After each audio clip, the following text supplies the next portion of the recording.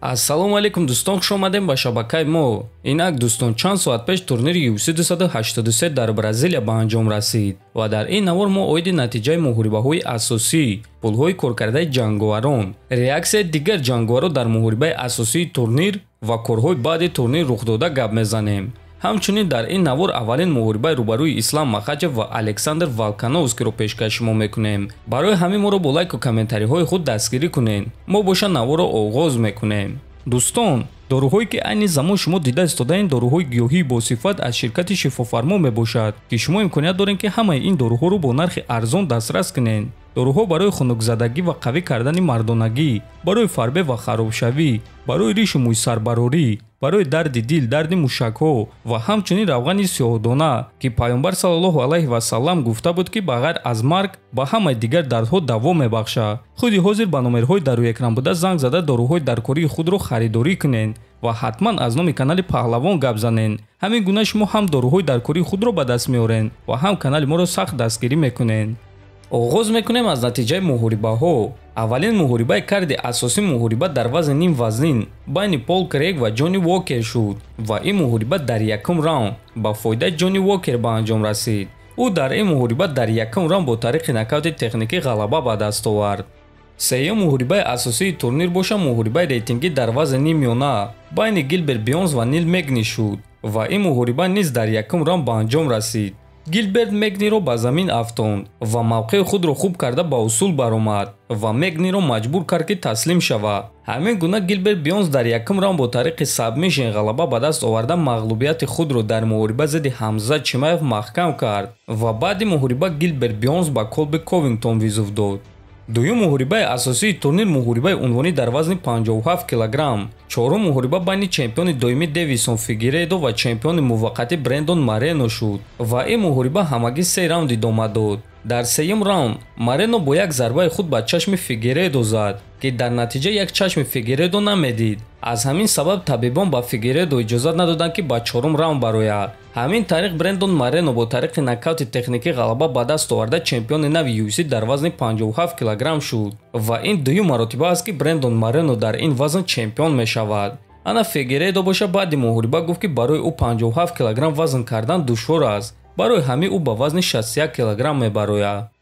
муҳорибаи асосии турнир муҳорибаи унвонӣ дар вазни ним вазнин байни Глове Тейшера ва Ҷамал Хил шуд, ки дар натиҷа онҳо яке аз беҳтарин муҳорибаҳо нишон доданд. касоне ки ин муҳорибаро тамошо кардагӣ нестед, ҳатман тамошо кунед. мо ба шумо тавсия медиҳем, чунки чунин муҳорибаҳо кам рух медиҳанд.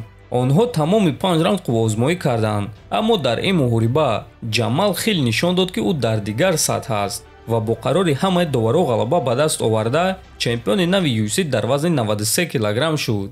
лекин дӯстон, мо ба Глове Тейшера аҳсан мегӯем. ӯ 43 сола аст ва Ҷамал Хил дар ин муҳориба ба сари ӯ зиёда аз 200 зарба зад. чанд маротиба ӯро ба нокдаун равон кард, аммо Тейшера таслим нашуд ва то охир ҷангид. аҳсан Тейшера. баъди муҳориба Глове Тейшера эълон карда гуфт ки ин охирон муҳориба дар карьераш буд ва ба ҳамин карьераи худро ба анҷом мерасонад. мо ба Глове Тейшера барои чунин карьераи зебо ва дурахшон ташаккур мегӯем ва ба ӯ нафақаи ором орзумандем. ва як факти аҷиб дӯстон, Ҷамал Хил аввалин иштирокчии турнири Dana White Contender Series шуд, ки соҳиби камарбанди UFC гашт. умедвор мешавем ки дуюм чунин ҷангвар варзигари тоҷик Нурулло Алиев мешавад. ҳозир боша дӯстон, реаксияи якчанд шахсони маъруф дар муҳорибаи асосии турнир. чемпиони пешинаи UFC дар вазни ним вазнин Иржи Прохаска. табрик Ҷамал Хил, ма ба сари ту меом. чемпиони пешинаи UFC дар ду вазн Генерал Сехудо. Глове Тейшера ҷангвари дурахшон аст. Ҷамал Хил, туро табрик мекунам. президенти UFC Dana White. табрик Ҷамал Хил. чемпиони UFC дар вазни сабук Ислам Махачев. Тейшера, ма мухлиси туям, навиштааст Махачев. ва дӯстон, акнун биёин оиди пулҳои коркардаи иштирокчиёни турнири UFC 283 гап мезанем. пулҳои коркардаи Ҷамал Хил $382,000 а пулҳои коркардаи рақиби ӯ Глове Тейшера боша $682,000. пулҳои коркардаи Брендон Морено $642,000 а пулҳои коркардаи рақиби ӯ Дэвисон Фигередо боша $892,000. пулҳои коркардаи Гилберт Бёрнс $416,000 а пулҳои коркардаи рақиби ӯ Нил Мегни боша $231,000. пулҳои коркардаи Ҷонни Уокер $156,000, пулҳои коркардаи рақиби ӯ Пол Крейг боша $121,000.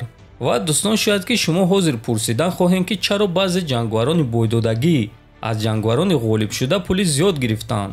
ва ҷавоб аён аст дӯстон, шартномаи ҷангваро гуногун аст. Масалан, Тейшера пеш чемпион буд ва то тамом шудани шартнома ҳамчун чемпион маблағ ба даст меорад. Ана Ҷамал Хил боша аз рӯи шартнома ҳамчун ҷангвари рейтингӣ пул мегирад, лекин баъди чемпион шуданаш акнун ӯ бо ташкилот шартномаи нав бо шароитҳои хуб мебандад. ва дӯстон, умедвор мешавем ки фаҳмиден. муҳорибаҳои пурраи ин турнирро дар телеграм-канали мо Паҳлавон теҷа тамошо карда метонен. ссилкаи телеграми мо дар описани видео. мо боша мегузарем ба аввалин муҳорибаи рӯбарӯи Ислам Махачев ва Александр Волконовский. Чӣ гуна ки аз навори гузаштаи мо медонем, Махачев бо дастаи худ ба Австралия ба кишвари Волконовский сафар кард ки турнири UFC 284 ва муҳорибаи онҳо дар ҳамон ҷо баргузор мегардад. ва имрӯз Махачев ва Волконовский бори аввал рӯбарӯ шуданд.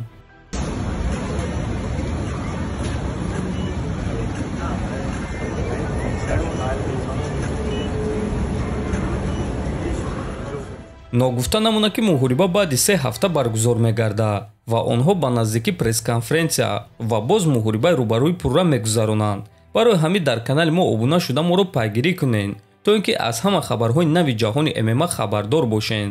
то боздид дӯстон, хонободу сарбаланд бошед.